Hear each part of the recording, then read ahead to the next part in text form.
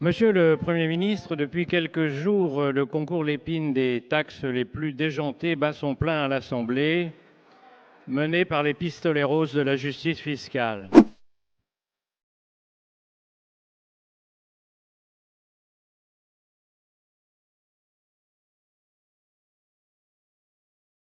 Je vois qu'en ce moment, vous aimez bien les histoires de vaches et de lait. Alors je voudrais vous raconter celle de la vache de Zuc.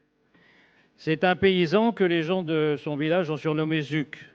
Zuc n'est pas très fort en économie, il n'a qu'une vache, et elle n'a que la peau sur les os. Un matin, Zuc se lève pour aller dans son champ, et là, c'est le drame. La vache est morte. Zuc tombe à genoux, se roule par terre, il crie, il lève les mains au ciel. Mon Dieu, pourquoi as-tu tué ma vache? Et soudain, un énorme grondement de tonnerre retentit. Il entend une voix formidable venue d'en haut. Dis-moi ce que je peux faire pour t'aider. Tu veux que je ressuscite ta vache? Et Zuc lui répond, non, mon Dieu, je demande simplement la justice.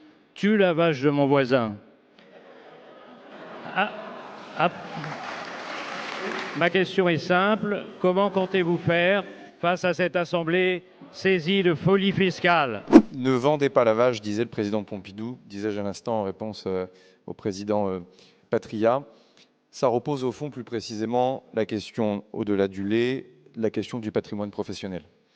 Et c'est le premier principe que je veux remettre là, parce que on le voit bien, notre société, notre vie économique a besoin de capitaux, et de préférence de capitaux français. Il y aurait quelque chose de tout à fait curieux à décourager les capitaux français à rester en France ou les capitaux européens à rester en Europe, et donc de créer une énorme vulnérabilité qui ouvrirait au fond la plupart de nos outils productifs à des capitaux chinois, américains ou golfiques. Et donc pour répondre à votre question, c'est le premier jalon que je mets encore sur la table.